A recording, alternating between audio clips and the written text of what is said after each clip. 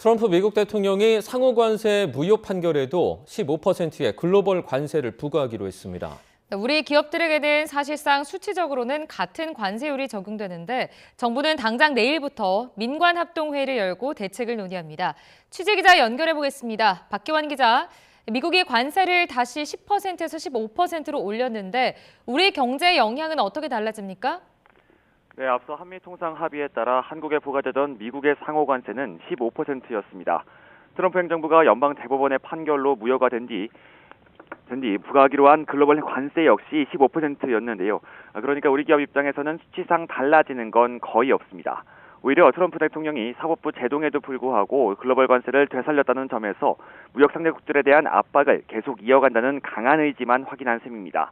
다만 경쟁국들과의 경쟁에서 유불리를 따져볼 때 전문가들의 해석은 엇갈렸는데요.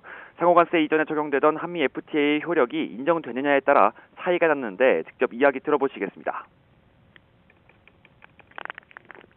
FTA가 체결하지 않았을 경우에 적용받는 세율은 플러스 되게 됩니다. 그러니까 일본산, EU산 경쟁 제품은 15% 플러스 알파가 되는 거고 한국산은 한미 FTA 원산지 기준을 충족을 하면 15%를 적용받는 셈이거든요. 한미 FTA는 뭐 약간 현재에서는 좀 사실상 형해화된 그런 상황이 아닌가 싶습니다. 전혀 상관없이 그냥 획일적으로 다 똑같이 15%가 된 거고.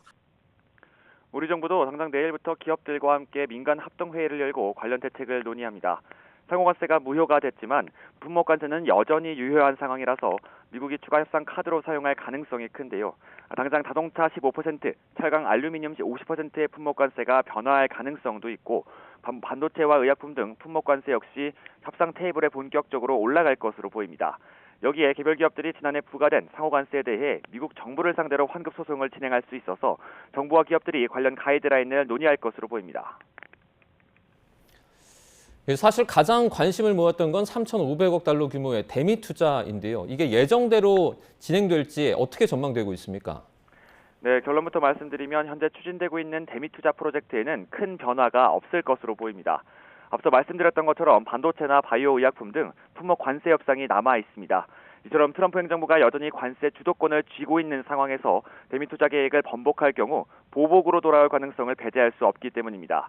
여기에 현재 글로벌 관세 15% 역시 150일에 한정된 기간에만 부과돼 있지만 트럼프 정부가 또 다른 방법을 이용해서 관세 부과 시한을 연장하거나 관세율 자체를 더 인상할 가능성도 있습니다. 이런 상황을 고려해 우리 정부 역시 대미투자특별법 추진은 물론이고 대미투자 대상을 사전 협의하는 절차를 예정대로 이어간다는 방침입니다. 다만 우리 기업들의 불확실성은 더 커지면서 해외 투자나 미래 사업 전략을 세우는 데 어려움이 더 커진 건 사실인데요. 정부의 발빠른 대응과 추가 협상으로 우리 경제에 대한 영향이 최소화될 수 있는 방안을 강구해야 할 것으로 보입니다. 지금까지 경제부에서 YTN 박기환입니다.